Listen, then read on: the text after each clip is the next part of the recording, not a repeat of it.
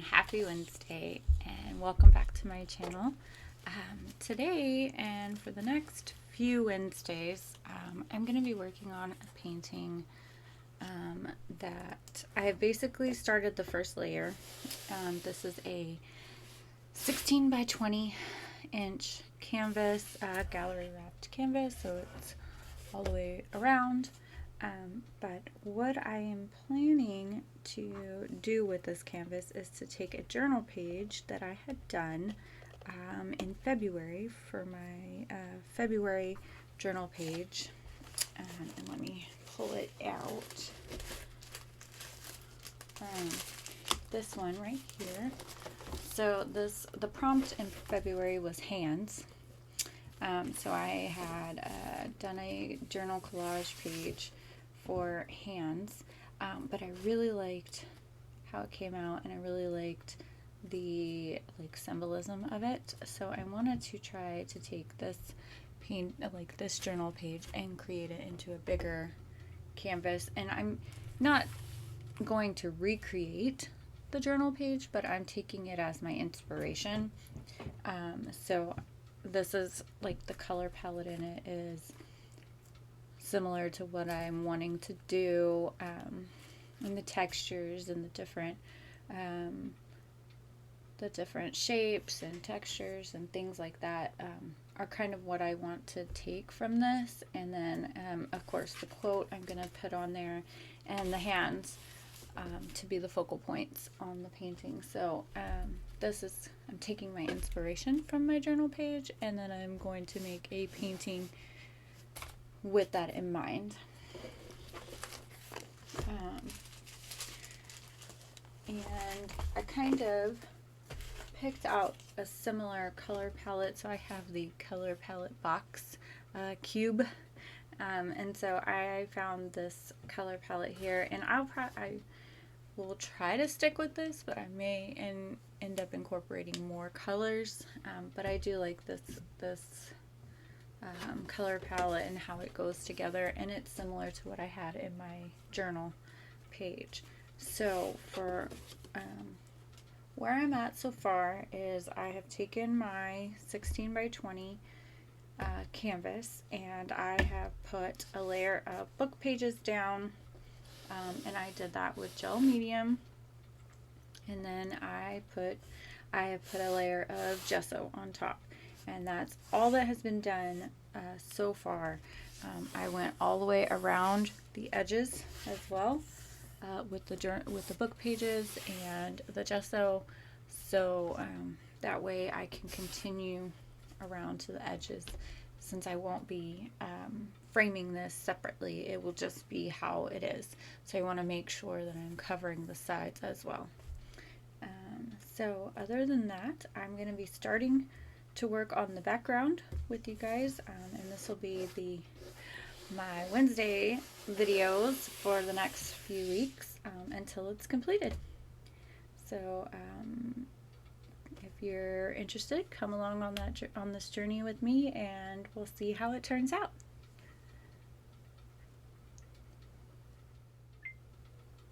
So for one of my first layers, I just want to start out with some mark making on my canvas, and I'm going to be using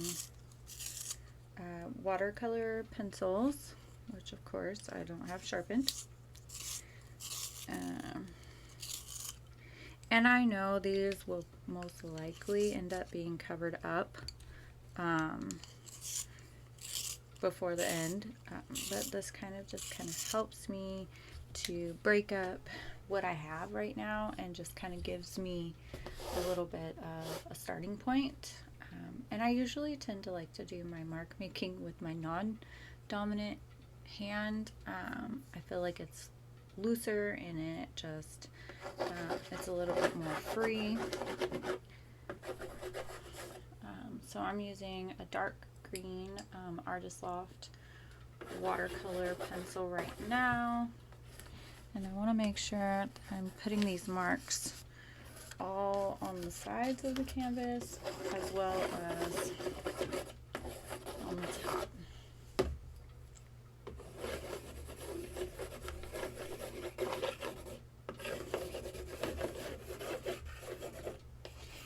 do my best to remember that I'm explaining my steps to you. When I get started and when I get going, I tend to just be silent a lot. But I have been told that hearing about my process is very helpful and beneficial. So I'm going to try and start incorporating that into my videos. If you have any suggestions on what you like for my videos, you can go ahead and leave a comment for me down below, and I will definitely take that into my next videos and getting them to be just a little better.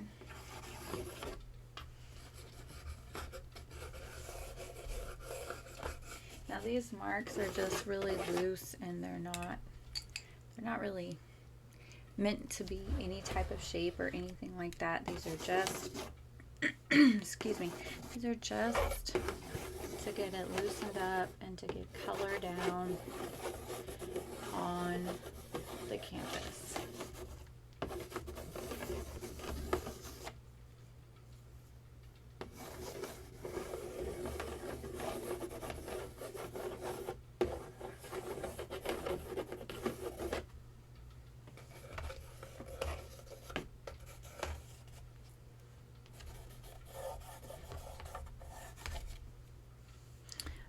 And that was light green, so I used dark green, light green. Now I'm using an emerald green. And I've noticed I don't do a lot of paintings with green colors. I like green, and I don't know why I don't, because every time I reach for it and I use it, I'm like, oh, I need to be using that more often. And so this is a great way for me to branch out into the green colors. So that was emerald green, and this is olive green.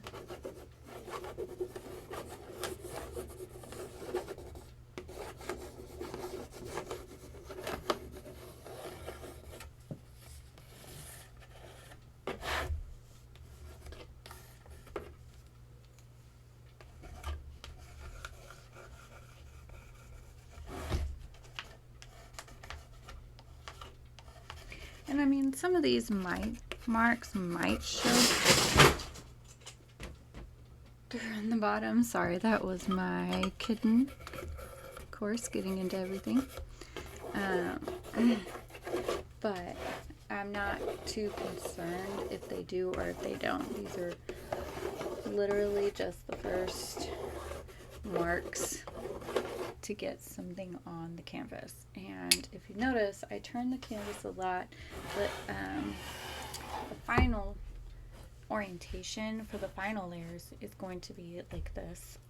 However, while I'm putting my other layers on, I will turn the canvas to get different perspectives and see what I think looks good, or just basically to be able to reach and then keep you in view. So that is basically my second, and I'm just kind of blending these in to where they just kind of run together. They're not like really harsh right now. Then I'm going to start by adding my paint layers and going from there. I did want to mention that if I happen to miss telling you a step, or miss telling you a color, or a supply, I will have all of this for each session. I will have all of this listed on my blog, and a link will be in the box below, so that you can go and just see what supplies were used and how I made this, and what color palette and all of that. So that will be listed. So this, I'm using its chromium oxide green, and I'm just taking my scraper and just scraping it on. I'm not being too particular about what it looks like. I'm just pulling it and scraping it through.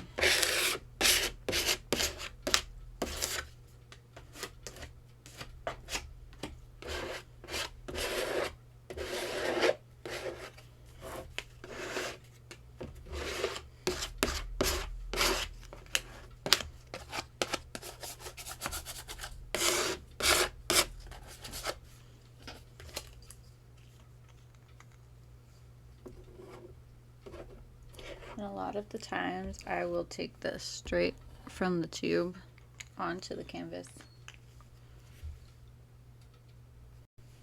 And when I paint, I tend to be very messy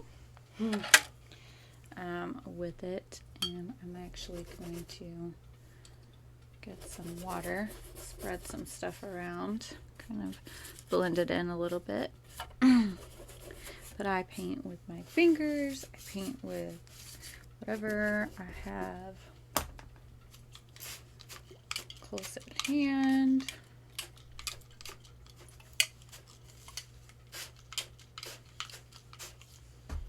And I am just using one of my not very fancy brushes to kind of move the paint around a little bit more from the scraper, so that there's really no like harsh edges where the scraper was, especially on the sides like that. Sometimes the scraper won't, it'll look kind of weird, so I try to get a little bit of water, get it moving a little bit.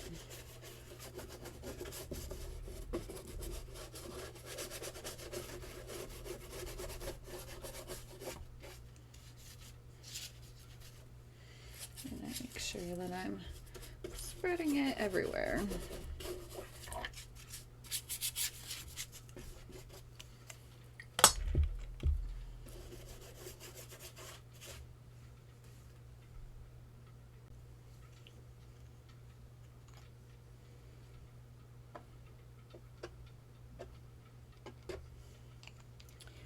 And this is a Liquitex Heavy Body Muted Green. The other one was a Liquitex Chromium Oxide Heavy Body. And again, I have just put it on my canvas straight out of the tube, and I am spreading it around with my scraper.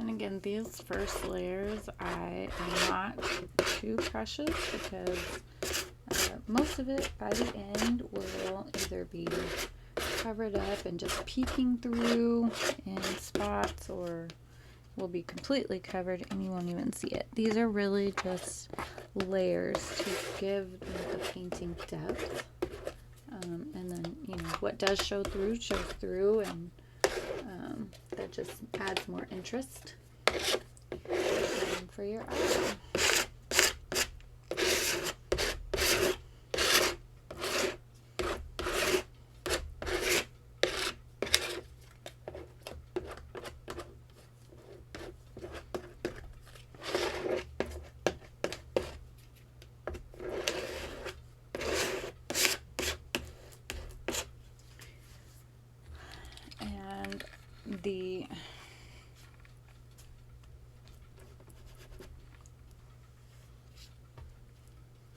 And I want to make sure like it doesn't get too thick in places, so that way it kind of dries evenly. at least the first layers. Now, subsequent layers, I may want the buildup of the paint, but these first layers, I kind of want it to go down pretty even, with no like really big clumps and ridges of paint.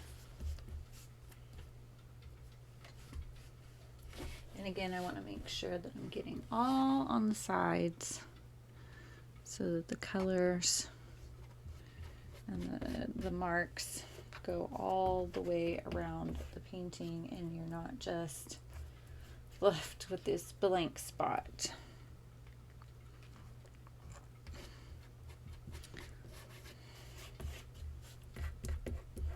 And I use acrylic because it does dry pretty fast so that I can do my layers.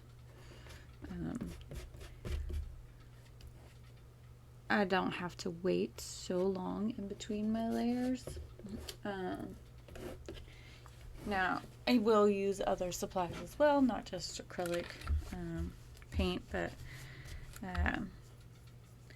yeah, so let's dry this a little more and add our other colors. So for this next layer, I'm going to be using a Liquitex Heavy Body Muted Turquoise as the color.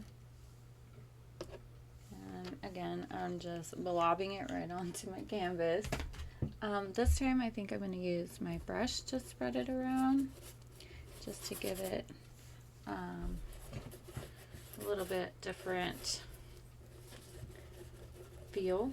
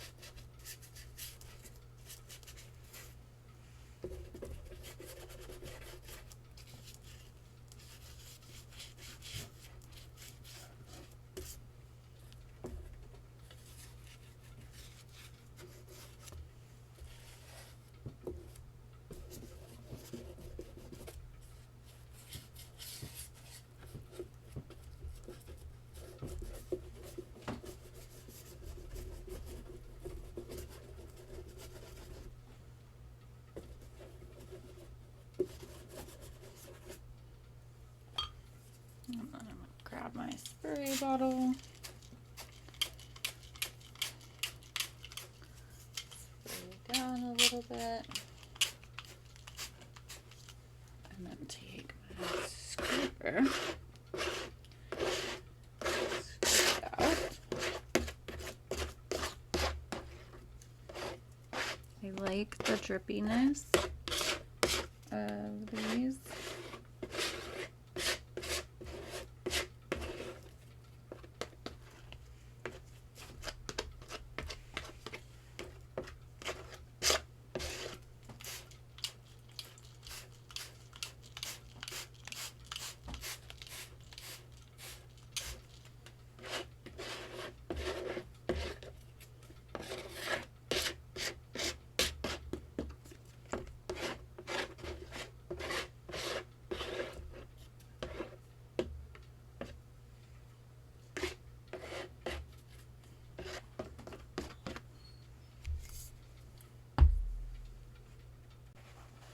Then I'm just going to use my shop towel to kind of pull back on some of it.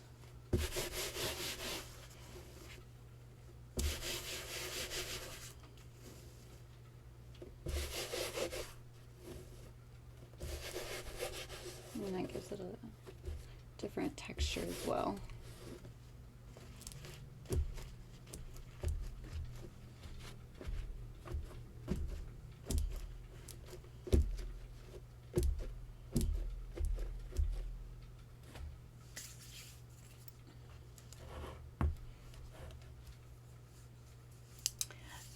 So I'm going to let all of these layers of paint dry and then we will come back next week and do some more.